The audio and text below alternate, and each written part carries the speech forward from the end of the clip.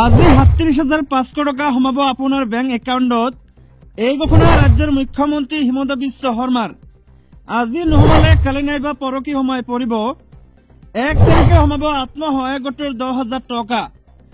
১০,০০০ টকাৰে ভাল কাম কৰিলে লাভ কৰিব ২৫,০০০ টকা। ৰাজ্যৰ মুখ্যমন্ত্ৰী হিমন্ত বিশ্ব শৰ্মাৰ ৫টা বৃহৎ ঘোষণা।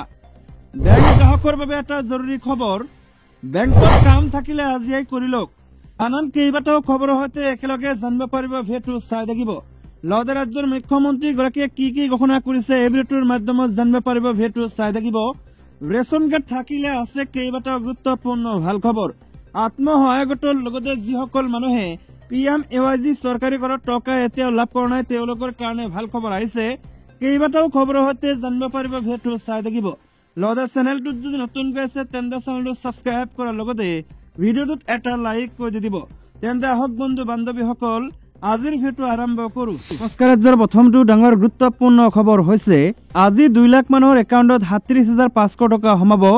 বাকীবোৰে কাইলৈ অথবা পৰহিলৈ ধন লাভ কৰিব। অসমৰ গাঁৱৰ প্ৰত্যেকগৰাকী দৰিদ্ৰ লোকক প্ৰধানমন্ত্ৰীয়ে ঘৰ দিবই আৰু মন্তব্য কৰিছে ৰাজ্যৰ মুখ্যমন্ত্ৰী হিমন্ত বিশ্ব শৰ্মাই। আজি যিহেতু প্ৰধানমন্ত্ৰী আৱাস যোজনা ঘৰৰ টকা মুকলি কৰিছে ৰাজ্য চৰকাৰে, সেয়েহে যিসকল মানুহে এতিয়ালৈকে টকা লাভ কৰা নাই তেওঁলোকে কাইলৈ নাইবা পৰহিলৈ তেওঁলোকৰ বেংক একাউণ্টত এই টকাসমূহ লাভ কৰিব। মনত ৰাখিব, আপোনালোকৰ বেংক একাউণ্টত প্ৰথম কিস্তিৰ ৩৭,৫০০ টকা সোমাব। আত্মসহায়ক গোটৰ মহিলাৰ কাৰণে আহিছে এটা ভাল খবৰ, কিয়নো ১ এপ্ৰিলৰ পৰা মহিলাসকলে ১০,০০০ টকা লাভ কৰিব। মহিলা উদ্যমিতা আঁচনিৰ ধন ভাল কামত ব্যৱহাৰ কৰিলে পুনৰ ২৫,০০০ টকাকৈ লাভ কৰিব আৰু মন্তব্য কৰিছে ৰাজ্যৰ মুখ্যমন্ত্ৰী হিমন্ত বিশ্ব শৰ্মাই। যিসকল আত্মসহায়ক গোটে ১০,০০০ টকাৰ বাবে আবেদন কৰিছিলে তেওঁলোকৰ কাৰণে এই ভাল খবৰটো আহিছে। ১ এপ্ৰিলৰ পৰা আত্মসহায়ক গোটৰ মহিলাক দিয়া হ'ব ১০,০০০কৈ টকা আৰু ১০,০০০ টকাৰে যদি আপোনালোকে ভাল কাম কৰিব পাৰে তেন্তে পৰৱৰ্তী সময়ত ২৫,০০০ টকা লাভ কৰিব আৰু মন্তব্য কৰিছে মুখ্যমন্ত্ৰীগৰাকী। পৰৱৰ্তী গুৰুত্বপূৰ্ণ খবৰটো হৈছে আমি ৫ লাখকৈ বছৰে বছৰে চৰকাৰী ঘৰ দিম। প্ৰধানমন্ত্ৰীয়ে একেলগে আৱাস গৃহৰ অনুমোদন দিলে ইটা চিমেণ্ট ৰদৰ দাম বাঢ়িব আৰু মন্তব্য কৰিছে মুখ্যমন্ত্ৰীয়ে। পৰৱৰ্তী খবৰটো হৈছে চৰকাৰী ঘৰ পোৱাসকলে প্ৰধানমন্ত্ৰীক আশীৰ্বাদ দিব। নিৰ্বাচনত পদুম ফুলৰ চিহ্নত ভোট দিলে আশীৰ্বাদ দিয়া হ'ব আৰু মন্তব্য কৰিছে মুখ্যমন্ত্ৰীগৰাকী। মুখ্যমন্ত্ৰীগৰাকীয়ে আৰু এটা মন্তব্য কৰে, ১ অক্টোবৰৰ পৰা ৰেচন কাৰ্ড থকাসকলে পাব ভাল খবৰ। বজাৰ দৰতকৈ ২৫ টকা কম দামত দাইল, চেনি আৰু ১০ টকা কম দৰত নিমখ লাভ কৰিব। আন এটা ডাঙৰ গুৰুত্বপূৰ্ণ খবৰ হৈছে PMAY অৰ্থাৎ চৰকাৰী ঘৰৰ আঁচনিক লৈ আন এটা ডাঙৰ গুৰুত্বপূৰ্ণ মন্তব্য কৰিছে মুখ্যমন্ত্ৰীগৰাকীয়ে। চৰকাৰী ঘৰ পাবৰ বাবে জিঅ' টেগিঙৰ নামত হিতাধিকাৰীৰ পৰা কোনোবাই টকা বিচাৰিলে কঠোৰ ব্যৱস্থা লোৱা হ'ব। চৰকাৰে মুকলি কৰিব এই সম্বন্ধে এখন হোৱাটছআপ নম্বৰ আৰু মন্তব্য কৰে মুখ্যমন্ত্ৰীগৰাকীয়ে। পৰৱৰ্তী ডাঙৰ গুৰুত্বপূৰ্ণ খবৰটো হৈছে আমেৰিকাৰ দৰে হ'ব অসমৰ ৰাষ্ট্ৰীয় ঘাইপথ। ৩ লাখ কোটি টকাৰ বিনিয়োগৰ পৰিকল্পনা কেন্দ্ৰীয় চৰকাৰৰ, মন্তব্য কৰিছে নীতিন গাডকাৰীয়ে। আমেৰিকাৰ দৰে হ'ব অসমৰ ৰাষ্ট্ৰীয় ঘাইপথ। ইয়াৰ বাবে ৩ লাখ কোটি টকা বিনিয়োগ কৰাৰ পৰিকল্পনা কেন্দ্ৰীয় চৰকাৰৰ। বুধবাৰে কেন্দ্ৰীয় মন্ত্ৰী নীতিন গাডকাৰীয়ে কয় যে আমেৰিকাৰ সমতুল্য ৰাষ্ট্ৰীয় ঘাইপথ নিৰ্মাণৰ বাবে অসমত ৩ লাখ কোটি টকা বিনিয়োগ কৰাৰ পৰিকল্পনা কৰা হৈছে।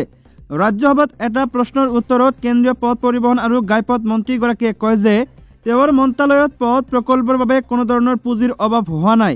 লগতে অসমৰ বিভিন্ন ৰাষ্ট্ৰীয় ঘাইপথ প্ৰকল্পৰ অগ্ৰগতিৰ বিষয়ে সদনত অৱগত কৰি ২০২৭ চনৰ ডিচেম্বৰৰ ভিতৰত ৫,৮০০ কোটি টকা ব্যয়েৰে গুৱাহাটীৰ ৰিং ৰোড নিৰ্মাণ সম্পূৰ্ণ হ'ব বুলিও কয় কেন্দ্ৰীয় মন্ত্ৰীগৰাকীয়ে। কয় যে এই সকলোবোৰ পথ বনোৱাৰ পিছত আমি অসমৰ ৰাষ্ট্ৰীয় ঘাইপথটো আমেৰিকাৰ সমতুল্য কৰিম বুলি মোৰ বিশ্বাস। পথ প্ৰকল্পৰ বাবে অসমত ৩ লাখ কোটি টকা বিনিয়োগ কৰাৰ পৰিকল্পনা কৰা বুলি উল্লেখ কৰি গাডকাৰীয়ে কয় যে ৰাজ্যখনৰ পৰিবহণ নেটৱৰ্ক উন্নত কৰাৰ বাবে পথ, দলং আৰু সুৰং নিৰ্মাণ প্ৰকল্প হাতত লোৱা হৈছে। গুৱাহাটীৰ ৰিং ৰোডৰ উপৰিও ব্ৰহ্মপুত্ৰ নদীৰ তলত ডিব্ৰুগড়ত ১২,০০০ কোটি টকা ব্যয় সাপেক্ষে সুৰং নিৰ্মাণ কৰিব, যিটো সুৰং ইতিমধ্যে অনুমোদনৰ প্ৰক্ৰিয়া চলি আছে বুলি কয় নীতিন গাডকাৰীয়ে। গতিকে কেন্দ্ৰৰ এই পৰিকল্পনাই অসমৰ ঘাইপথ নেটৱৰ্কক সম্পূৰ্ণৰূপে সলনি কৰিবলৈ গৈ আছে। প্ৰধানমন্ত্ৰীৰ নেতৃত্বত আমি আন্তঃগাঁথনিৰ উন্নয়নৰ বাবে সৰ্বোচ্চ অগ্ৰাধিকাৰ দিছো।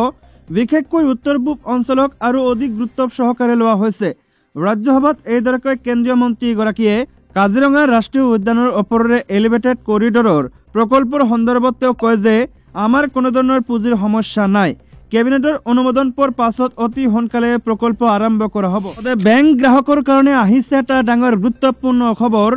সোনকালে সম্পূৰ্ণ কৰক আপোনাৰ বেংকৰ কাম, একেৰাহে বন্ধ থাকিব বেংক। যদি আপুনি অহা সপ্তাহত বেংকলৈ জৰুৰী কামৰ বাবে যোৱাৰ পৰিকল্পনা কৰিছে তেন্তে আপুনি এই খবৰ জানি লওক।